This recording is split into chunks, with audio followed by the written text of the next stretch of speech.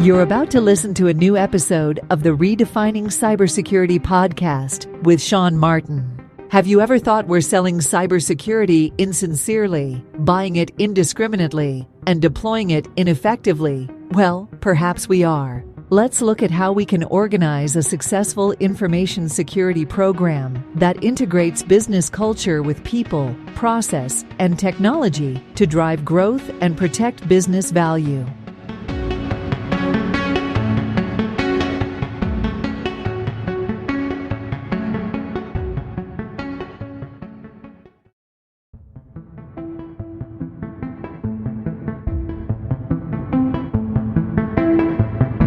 Imperva is the cybersecurity leader whose mission is to protect data and all paths to it with a suite of integrated application and data security solutions.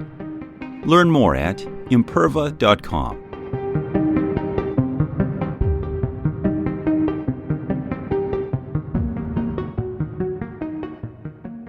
At Level Blue, we simplify securing your most valuable business assets by providing broad cybersecurity experience and award-winning services. Level Blue manages the risk. You reap the reward. Learn more at levelblue.com. And hello, everybody. You're very welcome to a new episode of Redefining CyberSecurity here on ITSPmagazine. This is Sean Martin, your host. Or as you know, if you listen to the show, I get to talk to cool people about cool things, a lot of which are triggered by things I see on the internet. And I spend way too much time, I think, on LinkedIn. Other people on TikTok. I'm on LinkedIn all the time looking at what's going on. And my good friend, Chris Rides. Chris, how are you?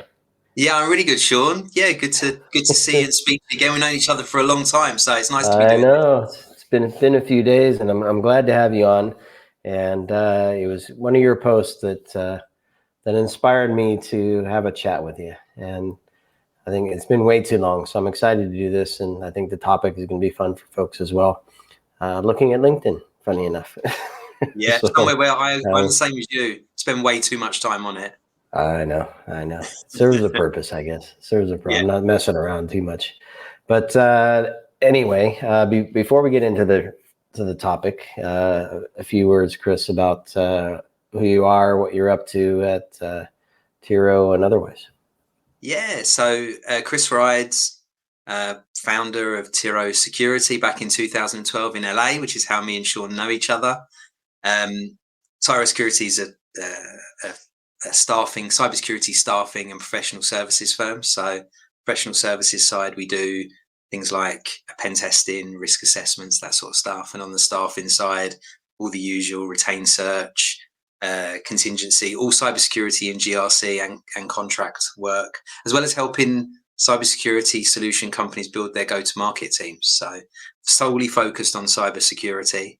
And because of what I do, I guess is why I spend so much time on LinkedIn.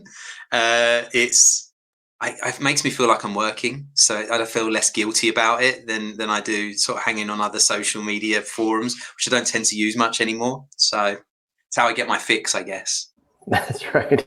It's the LinkedIn fix.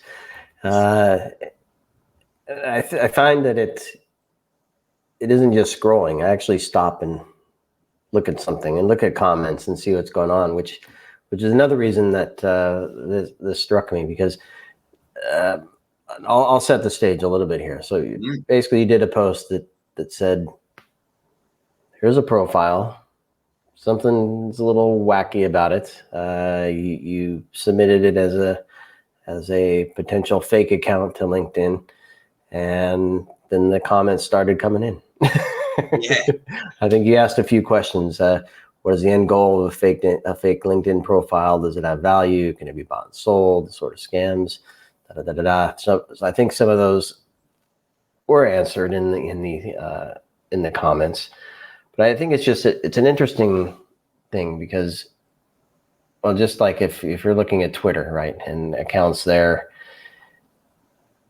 I don't know. Do you trust it? Are they manipulating people? What's the goal with a fake LinkedIn profile? I mean, you're not there to manipulate somebody politically or otherwise. I don't know. Maybe you are. Are you looking for a job, trying to sell a fake job? I don't know. So what was the premise behind posting this? I'm sure that this isn't the first one you've seen. No. So why post? Why post now? I guess I've seen a lot of them, and I guess this one sort of stood out. So the first thing happened was this LinkedIn profile commented on one of my posts, but the comment didn't make much sense. So it wasn't relevant didn't seem relevant to the actual post that I put out.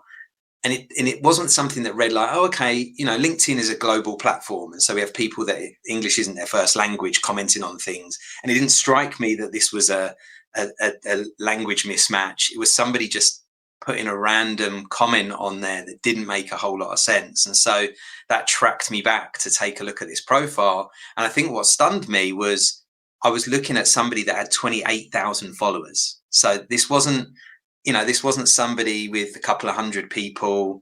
This wasn't something that had only just been put out there. This clearly was a profile that had been on LinkedIn for a number of years and had somehow amassed all these followers, and yet was posting things that didn't make a lot of sense. And so that was the first thing that kind of struck me and thought, right, let me dig a little bit deeper into it. Yeah, and as you're describing it, I'm picture. I've had requests from people, and I've seen profiles that just don't look right. And there's one in particular, and I'm gonna call out Marco, my co-founder here, because there's somebody that continues to comment on his posts. Like anytime he posts something, ooh, Marco, that sounds really interesting. How did you come up with? And then he just he or she or it. Yeah. machine regurgitates a piece of what Marco posted. And it's like, and Marco's like, this guy is really annoying me. And I'm like, it's probably not necessarily that guy. It was a guy's profile picture anyway. Right. Yeah, of course. But and then there's another, I don't know, I'm part of some of the groups as well. And there's one group, no matter what you do, you get 3 or 4 or 10 people that just reply or comment on the post and say, let's connect. Yeah, but you do nothing in cyber, and I don't know. It just seems weird. So lots of funny stuff going on. So you posted this, and were you trying to get people to just recognize that this is happening, or what was going on? I think what most of my posts sort of on their drive is I love conversations and I love to hear different people's point of views. And, when you work from home, I miss going to the office even a couple of days a week. I miss having some of these conversations about things, right? And, usually I might ask a few colleagues and be like, oh, look at this that I found. But I'm not sitting there, I'm not going to grab my wife. She's not on LinkedIn. She's not interested in that. So it's like just interesting to have these discussions about things that I've kind of missed, I guess. And so a lot of my posts tend to be things where I've seen something that would spark a conversation usually, and I try and have that conversation on LinkedIn. And I'm really interested to see people's sort of answers. So I think I put on there, what were the things that I saw that kind of gave me that feeling, this doesn't seem right. And then what did they see, and then as you mentioned, a list of questions which were around sort of what's the end goal for somebody like this? Are these kind of accounts bought and sold? And I actually did a little bit of digging. I actually connected with some people and had conversations with people that had recommended that person. So they'd endorsed them. So the person had a lot of endorsements for really random skills, and of course, really random people as well. There was no rhyme or reason for the connections that they had. All of the endorsements were for people that did all sorts of kind of different jobs that you'd be like not even worked yet. I'd looked at one person that endorsed them on 10 different things, and was the only person to endorse them in one area. And I looked and I was like, that person's in a different country and doing a completely different job, and they've never worked in the same places. So what's creating this? And so it kind of sparked quite an interesting conversation and dug into some of the things I know that have been going on. And I've seen people use these different tools, and I'm seeing even more common stuff nowadays, the stuff that you're talking about with Marco. Lots of I get connected and have a lot of emails from people that run AI tools that are going to manage your LinkedIn, are going to help build your network. And, is that regurgitating, like taking AI, AI looks at your post, it briefs it down, it creates a question to then post in the comments, and it does it all for you. So, there's all this sort of stuff going on. So I've had plenty of sort of comments there that sparked conversations, things that I've seen that's going on. Might be interesting. I talked about endorsements. That was one of the things that really raised some like question marks, other than the picture of sort of a youngish person that looks like it's produced by AI, and yet the person's saying they've got 25 years experience, but they must have started their job when they were 10, if that was the case, or they look really good. Like I need their plastic like me. Right. I started when I was 10. Geez. So you said you connected with some of the endorsers. Yes. Yeah. I connected with a couple of people, and I had conversations with a lady out of England, and I said to her, "You've endorsed this person. Like, how do you know them?" And I didn't think, I'd sent a few messages like that, and obviously a lot of people don't respond, but this person did. And I had a brief sort of email conversation with her, and she'd said that she had used a marketing tool a few years ago, and I tried to find out which one. She stopped replying at that point, but basically she'd paid for some marketing software that kind of auto connected, and she said she never endorsed anybody. It's just something that it did. I don't know how much of that I believe, but I mean, it's quite possible that there's these things called pods that were very common at least 5 years ago. And I know that some of our competitors that have got great sort of really good followings on LinkedIn were part of pods, because they started 5 years ago, and all of a sudden their followers went up and they had all these comments, and I was like, how the hell is this happening? And when I dug into it, there were these pods of people, and what you would do is you join a pod, and whole companies. So like a recruitment company would have a pod for themselves, like global recruitment companies, and then they would automatically like each other's comments, like each other's posts, make comments on them. And there were clearly like agreements going on between that. You like my post, I like yours. And I don't know how much of it was automated. I would imagine quite a lot of it was. And so it drove up engagement, it drove up posts, it drove up followers for people really quickly. Now, I don't know how useful that was in terms of for our jobs. I'm all about networking. I've been on LinkedIn for years and years, over 10 years, and it's taken me that long to build the network I've got. And I know the network is quality. I'm sure there's a few people hiding in there that good people like you, Sean, and people I don't know so well. So not saying that I haven't got fake profiles in there, but certainly I never engaged in the pod thing. And the pod thing, it's kind of, you can identify it because it's people from all sorts of different backgrounds that wouldn't traditionally follow you. What interest have they got in cybersecurity? Are they even in recruitment? Are they in pen testing? If not, why are they following me? Right. And I could look at other people and I could see very quickly that was what they were doing. And so, yeah, it was really interesting to speak to this lady. She reported the profile. She took all her endorsements off, said to me she's got no idea how she automatically endorsed the person for all of this stuff. And I suspect she worked in marketing. So I suspect that she probably was trialing out a tool that would help build something like that. And it's insane to think that stuff's going on. And I think a lot of the people that have a lot of followers are because of that. And it's not necessarily fake profiles. I think fake profiles and stuff have come along a little bit more since then. But certainly at that time, that's how people built their followings. Yeah, because a lot of that, what you just described, isn't necessarily, she's not fake. No. we can assume, right? Yeah. But there's probably a lot of stuff that profile did that wasn't authentic, including perhaps this automated endorsement. Interesting. Yeah, it's No, I think like obviously there's a lot of benefits to having that, and somebody's either playing the long game, or perhaps the person was called something different before. And these accounts, I've learned, I already thought they were being bought and sold, but I've learned through some of the comments on there that it's very common. And the more followers you've got, the more that account is worth. Now, nobody's told me values on this sort of thing, but the interesting one with this one was what I could tell is they had 28,000 followers, and they would post something and they would get two likes on it and no comments. Very little engagement.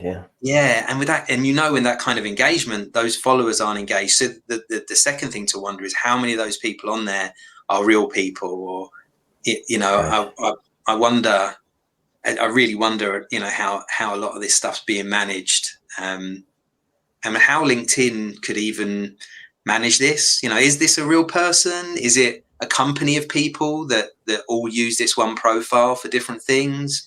Is it being used for nefarious reasons, scams, that sort of stuff? Or are they building it to eventually do that? Yeah, the thing that comes to mind, I don't know. I mean, a gazillion scenarios one can dream up, but not that a tool can scrape all this information anyway, but perhaps using the followers to identify susceptible profiles. Yeah, and, you can make those targets rather than those that don't accept the fake requests and whatnot. Now there was somebody put a link. This isn't a promotion for Trip Bar, though I love the guys and gals there. But they posted some common LinkedIn scams. So I'll quickly run down the list. They have 5 illegitimate contact requests. Kind of what we didn't talk about that. We talked about it, but that's not what this case was necessarily. Yeah. Fake job offers. I've heard of that, where actually you can get this job, just pay to submit your resume, that kind of stuff. Phishing and whaling was another. Tech support ruses, which not quite certain. I'll have to read that one a little more. And advanced fee inheritance schemes. I have a payout for you. Yeah. That one still lives on, in LinkedIn as well. So I know I just tipped you off to that particular article as well. But what are your thoughts on some of the risks? Obviously, you with the work you do, you look at some of this stuff as well, both from a vulnerability perspective for organizations, and then also just from you're looking for people and you want to find the right people. Yeah, well, I mean, a lot of the times you will have some sort of contact information connected to your account, and once you're connected with somebody, they've got access to that. So you might have an email or even a telephone number. Some people do. You should definitely check what you've got, because when somebody connects, you can be giving them that information. So certainly there's probably one of the reasons, or one of the things they're looking to do, is to take that information, build on it, and use that. So that would be common. The job scams, putting out an advert, getting people to respond. It's work from home. You'll need a laptop and this, and this. Here's a website. This is where you've got to order it from. Okay, you're going to pay for it, and then you're going to send me the receipt, and I'm going to reimburse you via PayPal or however. And it never gets reimbursed, and the website's a fake website. So we see and hear a lot of that. And actually, even sadly, recently I was connected with somebody that's in my network that's in security, and they sent me a message just saying, "Oh, really good news. I've managed to get myself something, and so I'm going to be coming off the market, but I appreciate your advice." I give them a bit of advice on resume stuff, and they'd seen some of my posts and videos. And then they came back to me like a few days later. I just said, "Oh, congratulations. What are you going to be doing?" And then they came back to me 2 days later and told me it was a scam.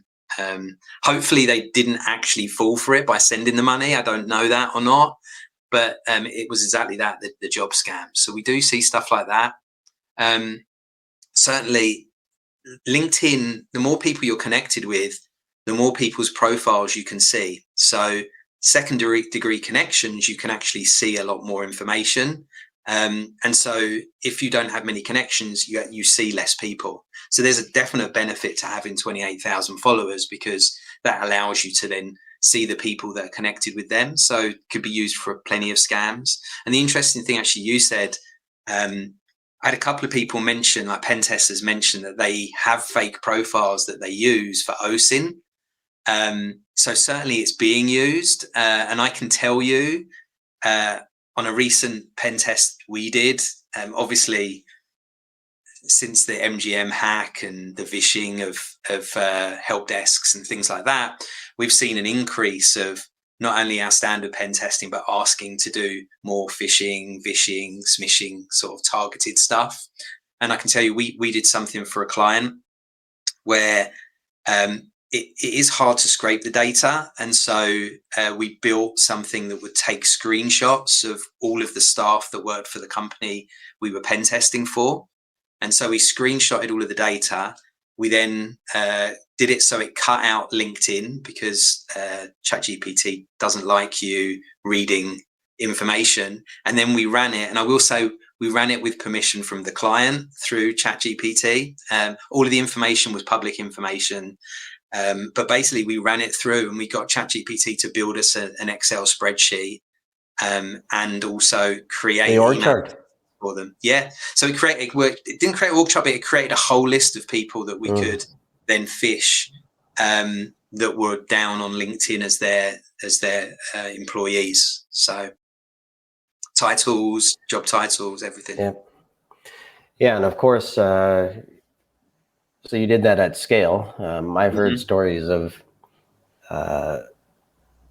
even not necessarily, we're kind of off the topic of fake accounts, but if you have 28,000 followers, you can do this at scale, I guess, a little more than some others. But looking at the profiles to understand what kind of systems they have in place and things like that. And so I don't know, I guess kind of bring it back to this fake account. If it's a fake account with a purpose and it is using ChatGPT or something else to create conversations to find out, okay, who's in IT, who's in security, are they running SAP or Microsoft, or what is it? I'm going to start a conversation so I can learn more about the environment, perhaps, and target my attacks accordingly. So I've heard some of that taking place.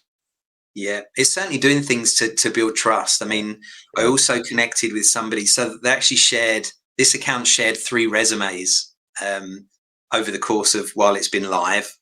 And so I took a look at those resumes. I could then track back who the person was, because all of their details were on there. Not telephone numbers, can't remember their email addresses were, but I could track back who the LinkedIn was. It didn't connect to them, but it said, hey, this is somebody that's looking, they're a really good person at doing this. You should. So it was doing this stuff to build trust that it was helping the market. I connected with the person, and the person didn't know they didn't know them. They'd never worked with them, didn't recognize the account. And I said, oh, do you remember like how they got your resume? And so they went back, checked, and they messaged them. They'd put out that they were looking, and they'd messaged them to say, hey, would you like me to share, I have X thousand followers. Would you like me to share your resume on there? And the person, of course, had said, yes, they're looking for a job, and didn't realize that, what they were helping potentially was a fake account, to build trust in our industry. And I will say the person didn't work in security, and the other 2 people they shared didn't work in security either. So they were just sort of generally helping people, which is why I felt like it was likely, a fake account. I think the actual account itself was IT and business development anyway, so it wasn't a specific cybersecurity one. But again, it was all about building trust, and they were doing things that you would expect somebody to do that. So yeah, it was. I thought it was fascinating. And I thought there was a whole bunch of stuff when you started digging in and looking into it that sent red flags up. So yeah, it was good. It was an interesting one, and it created a really good conversation, which is the bit I loved most. Exactly. Yeah, I'm scrolling through some of the comments. I think there's a nation state thing with a dark reading article linked there. Let's see. Yeah, resume harvesting. That was one we just talked about. Let's see what else is here. Fake socials for OSINT. I think we touched on a lot of this stuff here. I think the other point that some folks are saying is the point that you made about the contact information and the other personal information that isn't available until you're connected. Mm-hmm. Here's one, and we didn't talk about this yet, I don't think. Not just fake people, fake companies. Yes. And the one somebody mentioned Ohio State, and the fake account created the Ohio State, Right. or the other way around.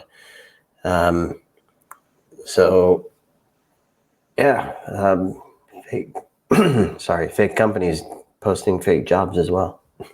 Yeah, absolutely. I mean, and I'll just say you can't do anything much to control this stuff. Like every now and then I'll check Tyro Security and I'll look. And there was a period of time where there was a fake profile claiming to work for us. And I had a conversation with them over LinkedIn and said, hey, I got a sense of humor. So like, what are you going to do? Right. So I connected with the person and I was like, I sent them I should say I didn't connect with them, which would then make it look like they really did work for us. But I sent them a message and was like, hey, have I hired a new member of staff I knew nothing about? Because I'm so sorry. I'm terrible. What kind of CEO doesn't know all of his staff, especially when you run a small business, right? And the person responded back in sort of quite a jokey way about that, and like, oh yeah, you've spotted me. And I was like, what's your goal? Like, why choose us? And they were like, oh, well, just, I want to show that I'm working in security, and, I use this account for a lot of things. I will say that I got the feeling that the person was probably using it for nefarious reasons. I didn't get the feeling like it was one of those genuine, not even genuine mistake, but a genuine effort of trying to do something good. I felt it was probably the opposite. And I was like, well, look, it would be great if you disconnected. And I said, look, if you're going to choose a company, you probably want to do what everybody else does and choose a company that's so big they don't realize who's a member of staff and who's not, right? Because I'm going to see it and I'm going to know you're not. But the interesting thing about it is I will occasionally see emails come in where somebody's taken that fake member of staff, scraped the data or taken the name, created an email that using our email format that they think we use, right? And every now and then I'll get these emails come through to names that I've never seen. Go to junk box and I'll look and I'm like, who is that person? And they're trying to sell a product, dear so and so. And I'm like, we've never had anybody in 12 years. I've never had anybody that by that name has worked for us. And so like companies, it kind of establishes that they put that out there. Somebody scrapes the data, and so there's a big follow through and a cycle of what's going on every time somebody does something like that, which is, it's very interesting. But you never know when I could get an email from somebody saying somebody you work for me has ripped me off or scammed me or something like that, right? And big companies probably worry less about that, but small companies that rely on their branding and the things they do, like us, that could have a huge impact, and then have to address that and through nothing that we've done. And so it's an interesting process, and it's interesting to see these things go on. And I'm very upfront. I'll contact people and have conversations with them and try and find out a bit more, because it's just interesting, right? I'm always got that thirst for knowledge. Yep. Well, I think for me, and I love having these kind of conversations with you, Chris, and I appreciate you taking the time. I'm glad you posted that. I think I want to leave folks with some ideas. I mean, the first takeaway for me here is it seems like fun. I think at the very beginning, we joked that we spend our time here. Right. I might want to spend a little more time, not just exploring, but actually investigating stuff. Right. Just understand what's going on in some of the ways that we talked about today. And I think both personally and as an organization, I think it's probably important to do that. So I don't know, any thoughts on what people should take away from what we talked about today? I think I mean, we always say trust but verify, right? And that's very valid here. I think trust your gut, because certainly for me, and the more experience you've got, like, just if something doesn't feel right, then it probably isn't right. So do a little bit of digging into it. Don't have to spend a huge amount of time. I think I would love to read an article on this. I wish I would have more time. Maybe I could write a blog or something. I just don't have the time to investigate. But I think something like this would be make a really interesting investigation, especially if you can get some of the people that's doing this to talk to you about what they're doing. If you can get them to engage with you and talk about that, I think that would be really interesting. I think the takeaways for me is, look for the things that make you think, well, this is a bit strange. And you've seen the adverts, and I'm presuming most people have maybe seen some of the TV adverts out there that have this person standing next to you saying, hey, if you give me $100 now, I'm going to give you $1,000 later. And you wouldn't trust that person in real life. And so those adverts are great, because that's absolutely exactly the same as what we're talking about here, right? This is online. Be suspicious, and treat it like they are, if they were in a room with you offering to do some of this stuff, giving you a job with no interview, asking you to go and buy your own equipment, hopefully you'd be like, seems a bit strange. Would I hand over $1,000 cash for somebody to send me some equipment and I don't even know them? Probably not. So I know there's a lot of stuff that builds on this, but trust your instincts, start looking into it. And also don't be embarrassed to ask people. A lot of people in the security industry, say, I've got this thing going on. It's real strange. And just also, don't be embarrassed. Like, none of us are immune to this stuff. At some point, we'll have another conversation. But I've been scammed before as a business, not thankfully out of a lot, which is probably one of the things that made me less suspicious, was that the end goal didn't seem to add up. Like, the amount of money we were scammed out of didn't add up to the amount of time it took for somebody to put into it. But that's a whole nother conversation we'll have at some point. Definitely trust your gut. My gut was telling me in that instance that something was off. I did a little bit of digging, probably not enough. But anybody can be impacted by this. Look for things. In this case, 28,000 followers, but no engagement. That's strange. Unusual comments on things that don't make sense. They don't actually go with the post. Pictures that seem like they're AI generated. Pictures that don't go with the 25 years experience that they might have. All of these things are reasons why you probably should, not trust, and certainly dig a little bit deeper. So that's stuff I would say. Yeah, no, I love it, Chris. I love it. And I'm going to put a call out. Whoever's listening to this, perhaps they have some tips and advice as well. Because I think kind of to your point, we've all had our own experience in some way or another. And spotting it, responding to it, how do we deal with it? I think if anybody has experience and wants to share, send me a note, send Chris a note. And we'll try to pull something together again. Yeah, and if you want to come back and talk about your scam, I'd love to have you. And if you can share whatever you want to share there too. I think anything to help people learn would be great. It's a pretty crazy story. And recently, I had somebody that wanted to practice forensics, and so I said to them, "Here you go. I'm going to give you all this information. Go at it." And because it wasn't worth the time. Like, the amount of time it would have taken me to do anything about it wasn't the value of the time that had been scammed out of, like the value of the money that had been scammed out.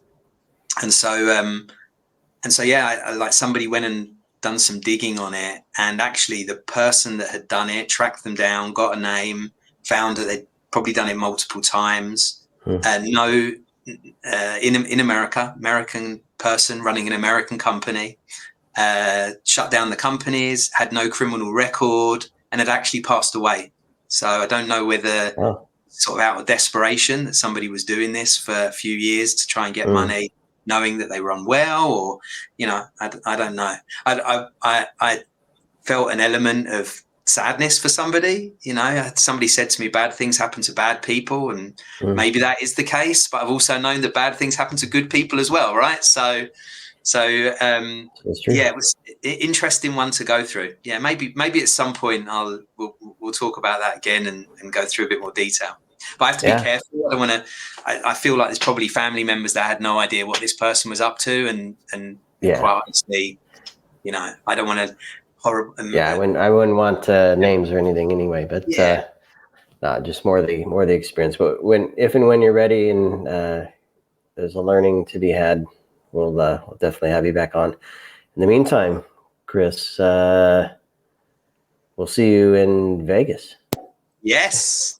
Yeah, see you soon. Yeah, I'm speaking at B-Sides, Las Vegas, so I'm there Tuesday, probably there Wednesday as well. I'm going to probably hit SquadCon on Wednesday, and then obviously I live here, so I'm here all week. But yeah, lots of chance to see you and a lot of other people as well. Looking forward to it.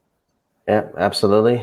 There's higher ground there at B-Sides as well, right? Where people come together. I'll be in there. I've got a panel in there and then a workshop as well. So nice one. Route to CISO workshop. So people that are looking to either become a CISO, get into the industry, come on down. I've got a couple of CISOs, experienced CISOs that are actually going to come and join me and help answer sort of some of those questions. So I think it's just me on the schedule, bringing sort of my experience from a recruitment point of view, but I've got some really experienced CISOs that are going to be stepping in, chatting as well. Some people that you probably know. Perfect. What's that? It's a special guest. I've got Mel Reyes is coming down. And then there's Reyes Espinoza as well. You know Mel well. Yeah, I'm sure he's going to be wearing an outrageous suit, as he always does. Right. But yeah, and I think Reyes Espinoza is going to be coming down as well. Be there. Awesome. Yay, Ray. Yay, one, not the other. No, but super cool. Super cool. I look forward to seeing you and hanging out and having good old chats. And always thrilled to talk to you. And thanks for everything you do for the community. Yes, in general, and for getting people jobs too. Thank you, mate. I love it. I love being part of the community. So it's an easy one to do. Yep. Awesome, man. All right, Chris. Well, thanks a million. Thanks for joining me here, and everybody, thanks for listening and watching this episode. Of course, I'll put a link to the post in question, the article I referenced, please do. If you're listening and have a story you want to share, send me a message on this post or DM me, and we'll make something fun happen. All right, thanks everybody. Keep well. At Level Blue, we simplify securing your most valuable business assets by providing broad cybersecurity experience and award-winning services. Level Blue manages the risk. You reap the reward. Learn more at levelblue.com.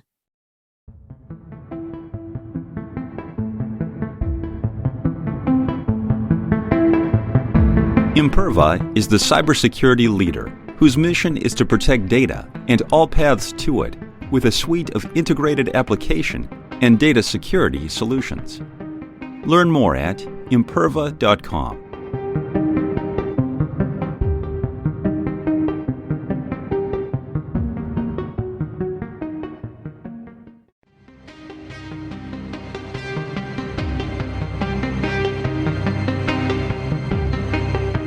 We hope you enjoyed this episode of the Redefining CyberSecurity podcast with Sean Martin. Please take a moment to rate the show and leave a comment. And remember to share the Redefining CyberSecurity podcast with your friends, family, and colleagues. Come back for more conversations and follow Sean Martin as he continues his journey towards redefining cybersecurity.